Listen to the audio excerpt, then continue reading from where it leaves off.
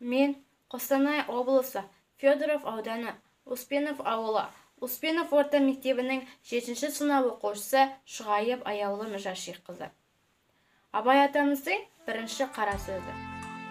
Бұл жасқа келгенше өмірімізді жақсы өткіздік пе, жаман өткіздік пе, әйтеуір бір талай уақытымызды өткіздік. Ұрыстық, жұлыстық, айтыстық, тартыстық. Әурешілікті көре-көре келдік. Ендігі жер ордасы жасқа келгенде қажыдық, жалықтық.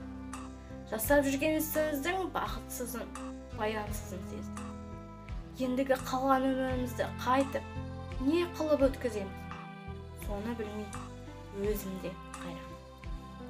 Ел бағу? Жоқ, елге бағым жоқ. Бағылсыз дертке ұшыраймын деген адам бақпаса, не албыртқан, көңілі басылмаған жастар бағамын демесе, бізді Құдай сақтасын. Мал бағу?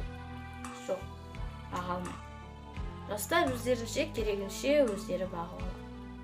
Ендігі қартайған шағымда не өзіме пайдасы жоқ, ұры, залымдардың азығын бағамын деп, қалған аз ғана өмірімді қорғау өтерге жайып жүр. Ғылым бағу? Жоқ.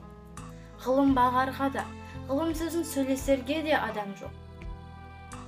Білмегеніңді кімнен сұрайсың? Білгеніңді кімге үйретесің?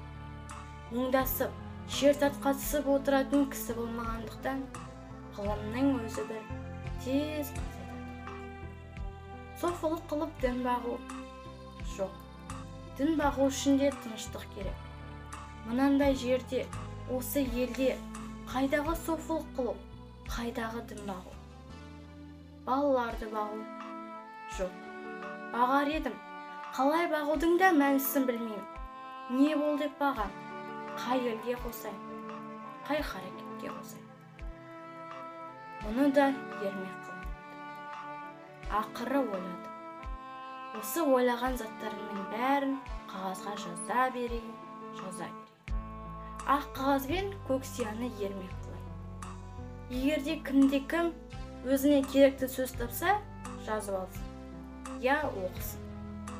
Егерде керектенбесе, өз сөзім өзімдікі дедім де, ақыры осыған барады. Енді менің жасар ешқандай ісім жоқ.